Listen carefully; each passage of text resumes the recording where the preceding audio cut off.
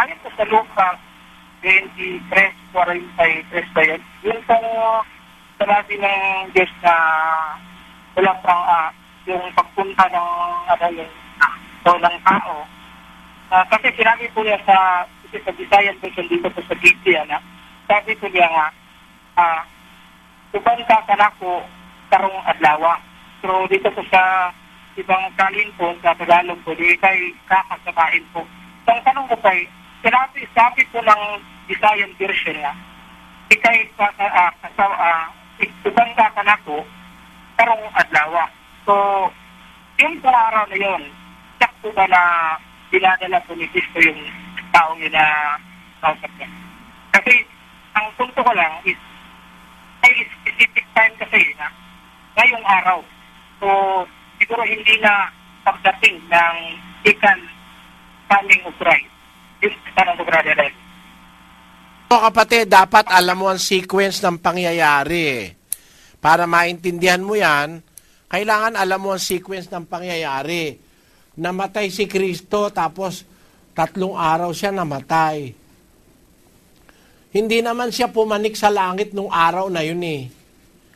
Kung kakasamahin kita sa paraiso ngayong araw, karong adlaw, dapat diretso siya sa langit.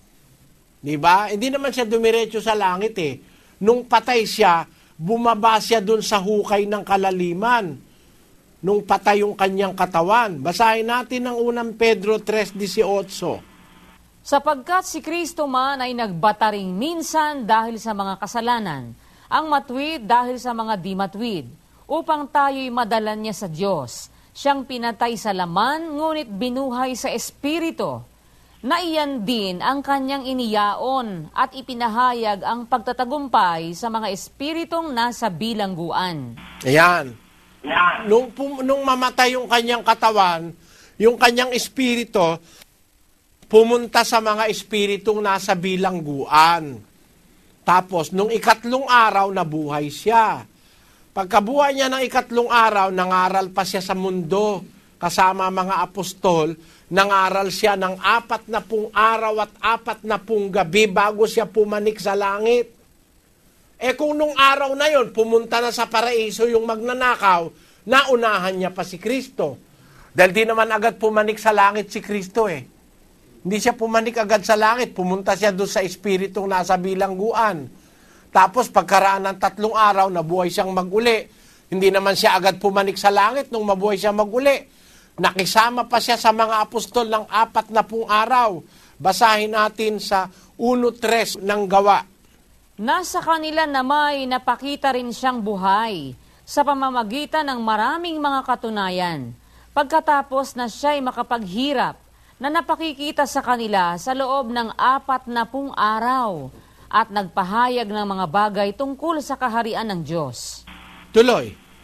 At palibhasa'y nakikipagpulong sa kanila, ay ipinag-utos niya sa kanila na huwag silang magsiali sa Jerusalem, kundi hintayin ang pangako ng Ama na sinabi niyang narinig ninyo sa akin. Ayun, yung kasama niyang mga apostol, 40 araw.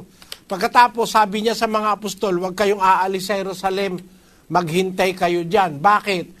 Kasi bababa yung Espiritu Santo.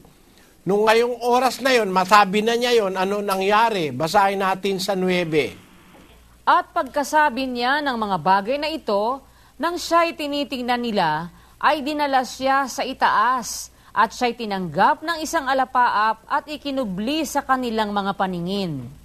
At samantalang tinititigan nila ang langit habang siya'y lumalayo, narito, may 2 lalaking nangakatayo sa tabi nila na may puting damit. Na nangagsabi naman, kayong mga lalaking taga-Galilea, bakit kayo'y nangakatayong tumitingin sa langit? Itong si Jesus na tinanggap sa langit mula sa inyo ay paparitong gaya rin ng inyong nakitang pagparoon niya sa langit. Ayon.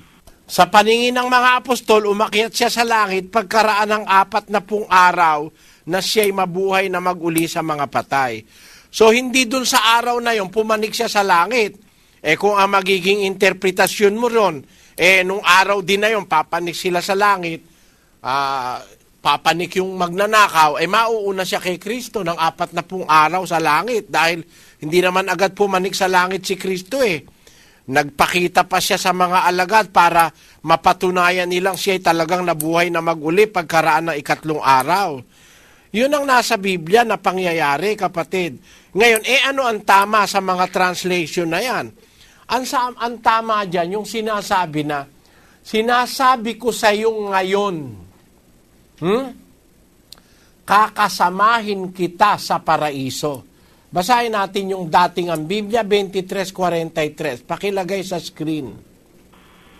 At sinabi niya sa kanya, katotohanang sinasabi ko sa iyo ngayon, kakasamahin kita sa paraiso. Ngayon sinasabi, pangako yun, kakasamahin kita sa paraiso. Hindi naman sinasabi ko sa iyo ngayon din, magkasama na tayo sa paraiso. Wala namang ganun Kakasamahin kita, future yon.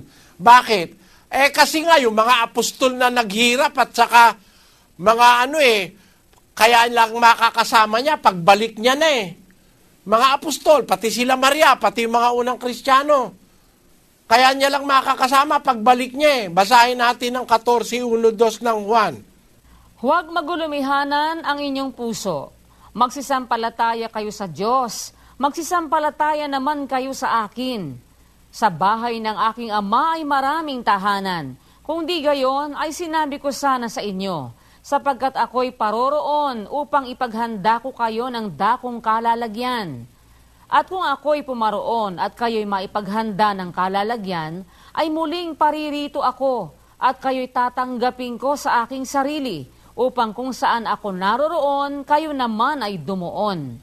Pangako niya yan sa mga apostol Babalikan ko kayo. Sabi niya, hindi pa naman siya bumabalik Di pati ang mga apostol wala pa sa langit.